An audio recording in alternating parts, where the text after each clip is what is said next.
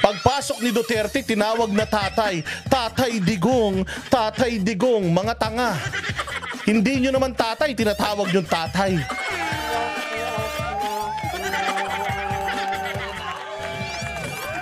Tawa kami ng tawa. Putang ina. Kada bless nila, nagbi-bless din sa kanila. Tanginan nyo, ninong nyo ba yan?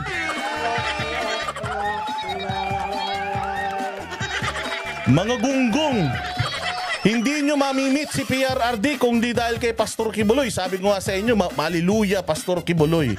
Nag-ano ka ng ano, ikaw ay nag-perform ng himala. Mantakin mo, na-meet nila si Tatay Digong dahil sa'yo.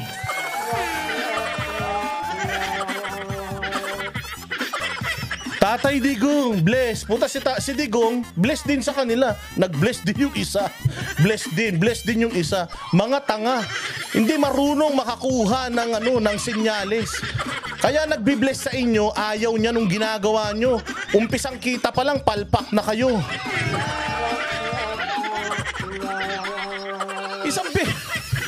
Putang ina, dalawang gabi nyo lang nakasama si Duterte, kalibel nyo na si Balatbay. Mga gago ba kayo? Sigurado kayo dyan?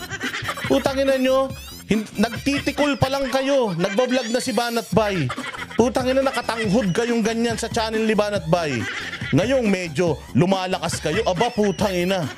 Kompetensyahin na natin yung banateros ni Banatbay. Magtayo tayo sarili. Bisdakeros. Putang ina, ang galing. Mga ulul. Coach Oli, hindi niya ayaw tawagin siyang Tatay Digong. Pero putay na, matanda na yung tao, magbibless ka. Ano yan, lolo mo? So parang ipinamumukha mo sa kanya, it's like you're rubbing it to his nose. Na lolo na siya. Putya si PRD, tumitigas pa yan eh.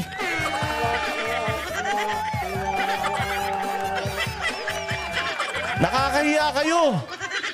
Pucha, ganun pa sila. Pastor Kibuloy, ang galing-galing nyo. Ang galing-galing nyo, tanga. Kaya nga yan, leader ng 8 milyon na tao dahil magaling yan, sasabihin nyo pa na magaling siya?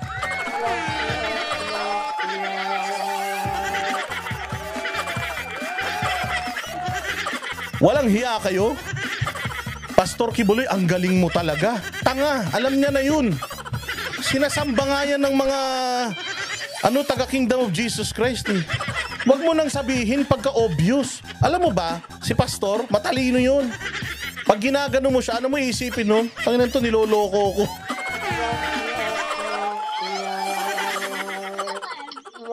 Ganun yun. Oo, walang hiya.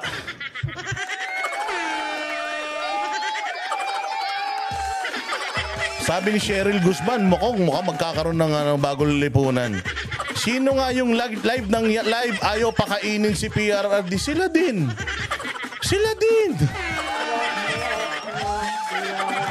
Putang ina. Lahat ng kamag-anak, puta pinabati. Nakita kasi si Coach Oli. Si Coach Oli biglang lumapit. Tapos sabi ni Coach Oli, President PRD, pwede po pabati po yung channel ko. Pabati po yung channel ko. Sabi naman, sige, Coach Oli po. Mga Coach Oli. Puta, dyan na yung mga tangingot. Sir, batiin mo rin yung nanay ko, yung tatay ko, yung pinsang ko, yung kapitbahay ko, yung pinakamalakas kong magbigay na subscriber. Tinawagan pa. Tay, ito, si tatay,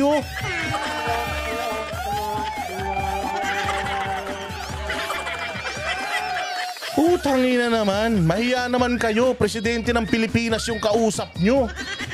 Umasta naman kayo ng tama. Mantakin mo kumakain yung tao, pinapa-shoutout nyo, mga tanga.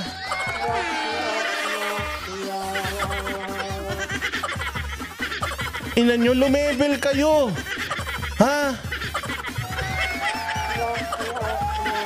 Sabi ko sa inyo, utang ina nyo, binuksan nyo pintuan. Papasok kami dyan. Puta, kakain kami sa mga salas nyo.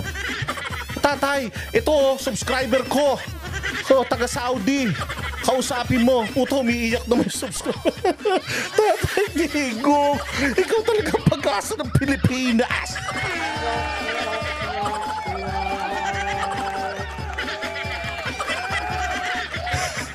tawagan ko yung pinakamalaki kong pinakamalaki kong sponsor. Puta, ganyan siya ka-espesyal. Hello, ito si tatay. Tatay, ito po, subscriber ko. Puta, iyak si ate. Tatay Digong. Mga ulol. Puta, sabi ko nga eh. Kami nila Banat Bay, nagtitinginan lang kami. Trixie Cruz Angeles, Mark Lopez. Tangina, nakatingin lang sa kanila, pinagtatawanan sila eh.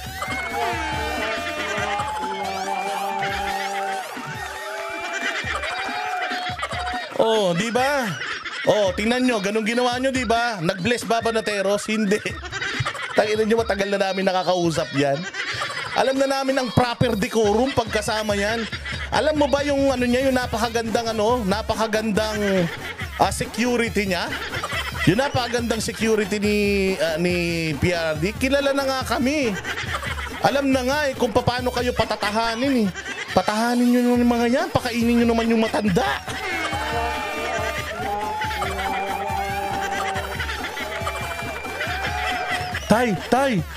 Ito nakita mo tong video na to?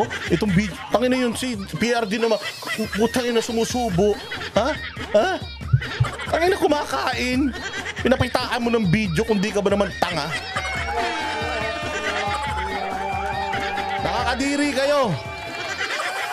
Putang wala lang kaming choice. Kaya nung pangalawang punta natin doon, hiniwalay na kami sa inyo. Alam mo kung bakit?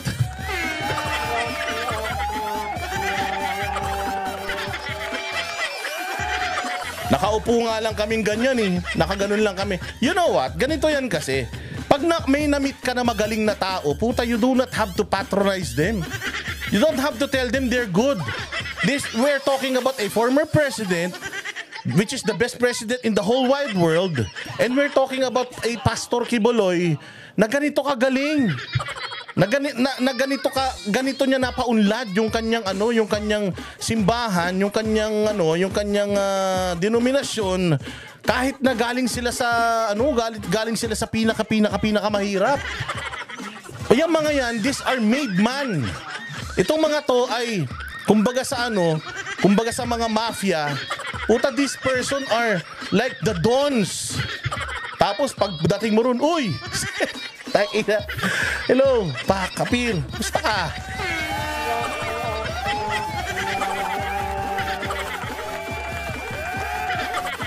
Hindi Jing Corpus, hindi siya yung respect eh. Hindi yung respect. Hindi nila alam how to behave in front of this established people.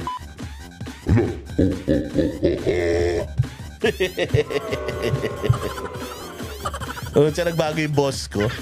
Ganun yun. Kailangan you should learn where to position yourself. You should not speak when you are not being asked.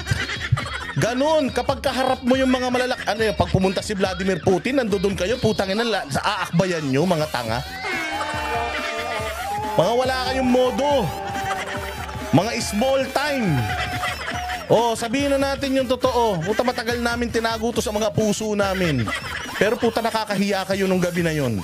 Feeling nyo, close na kayo? Ha? Feeling nyo? Feeling nyo? Kalibel nyo na si Banat Bay? Nung pinatawag kami sa Davao nung nakaraan dahil sa katarantaduhan nyo, tampo kayo?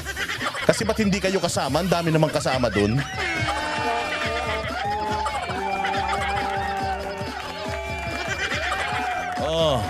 Walang iya, mag-live kayo. Ang ina niyan. Mga bastos. Mga walang modo. Putang ina. Akala nyo siguro mga barangay captain lang yung mga kausap nyo. Kapag ganyang kalalaking tao, putang ina, kalma ka lang. Kamalikot. Huwag kang malikot, huwag kang gagalaw.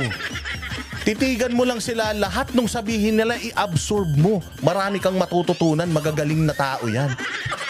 Putang ina, may sinasabi yung tao, tapos biglang sasagutin, gustong-gusto ko yung sinabi mo na yan. Tanga. Hindi siya nandoon para gustuhin mo siya. Alam niya na gusto mo siya. Pumunta siya doon kasi hinarap kayo ng tama. Kaya kayo naman, puta ina, medyo matuto naman kayong kumbaga sabi nga, read between the lines.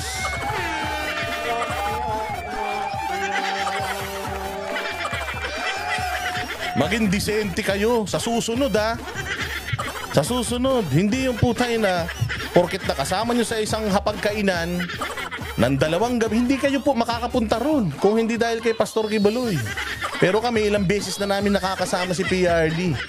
Pagkasama kami ni PRD, alam mo ba, na nung huling kamiting namin siya bago yung unang maisog sa Davao, nung sinabi niya sa amin lahat nung sasabihin niya doon sa maisog, alam mo ba na humingi pa kami ng permiso sa chief of staff niya. Pwede po namin siyang interviewin? Pwede po ba kaming mag-live? Pwede po ba kaming mag-video? Pwede po ba kaming mag-video? Pwede po ba kaming mag-live para kakausapin lang po namin siya? Mantakin mo ha, inimbitahan niya na kami doon exclusive. Pero nagtanong pa rin kami, courtesy tawag doon. Hiya. Wala kayo nun. Puta pagdating ni PRD, puta labasan ng cellphone, video kagad, tangina niyan. Bawal nga mag-video, wanted na si Pastor Kibuloy nun, mga tanga.